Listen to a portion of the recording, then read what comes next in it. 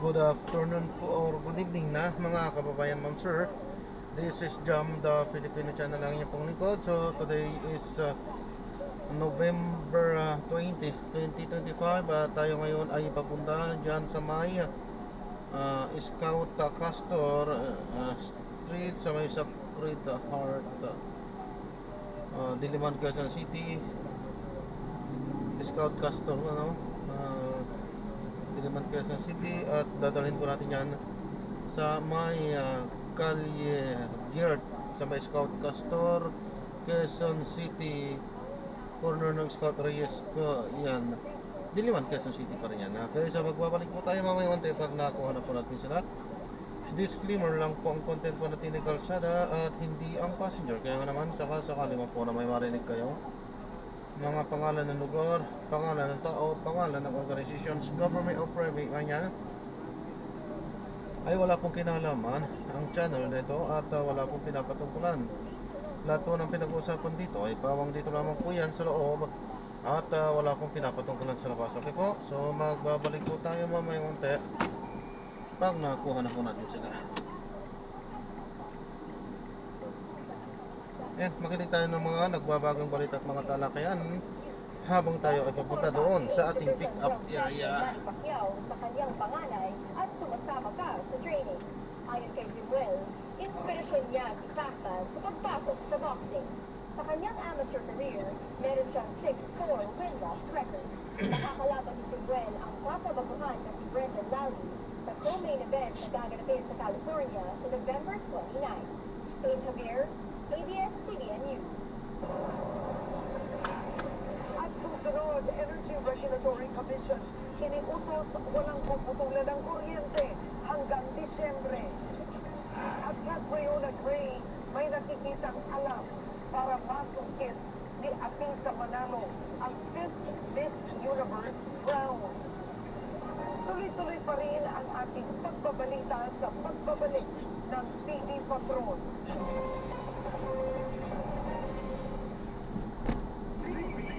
Patrol sa TCMM at TCMM Teleradyo.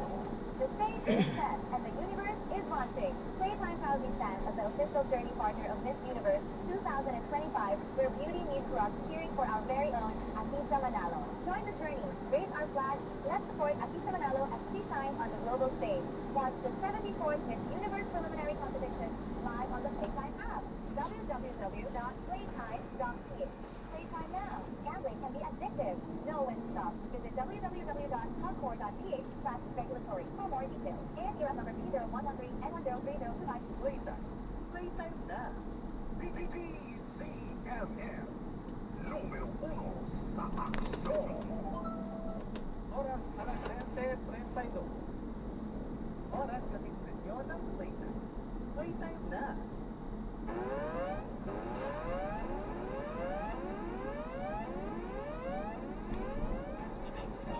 Tanggap tayo muli ng balita mula sa ating mga Radio Patrol reporters. DILG nirekomenda na sa Malacanang ang permanenteng appointment ni Acting PNP Chief Lieutenant General Jose Melencio Nartates Jr. Narito ang balitang kumpirmado, sigurado mula Senado, hatid ni Radio Patrol Robert Mano. Robert. Joy ipinamimina ng Department of Interior and Local Government o DILG sa Office of the President ang kanilang rekomendasyon para sa permanenteng pagkakatalaga kay Acting PNP Chief Lieutenant General Jose Melencio Nartates Jr.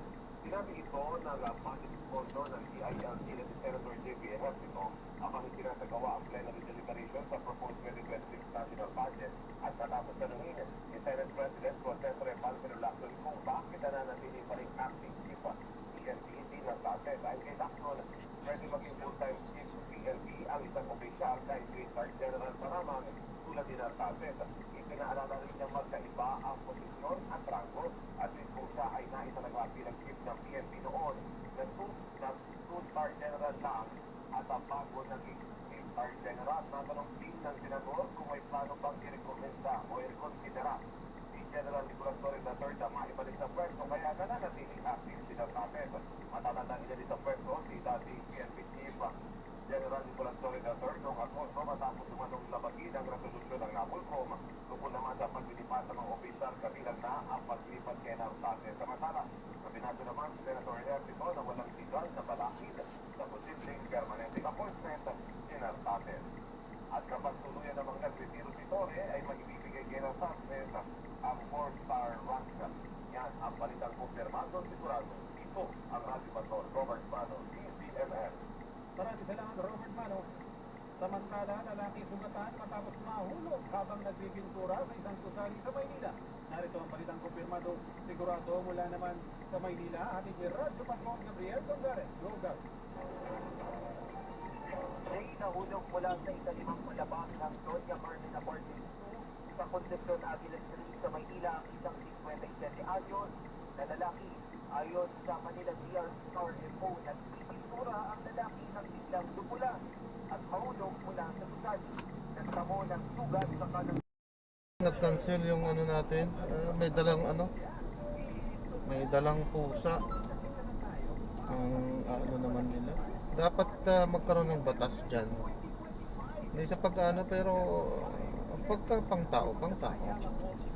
Hindi ako na ano, may mga alaga din tayo, nag-aalaga din tayo. Pero pang bahay lang yan, huwag isasakay sa ano, pang publikong sasakyan.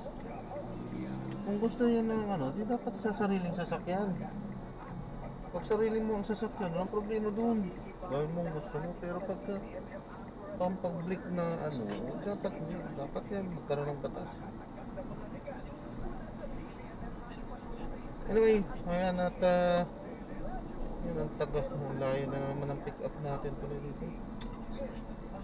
Yan, so gagawin na po natin ng ibang video itong ating susunod na mission. Paalam po muna po sa mga talaba. This is Jump, the Filipino channel, ang inyo pong lingkod. Paalam po. Diyos ko.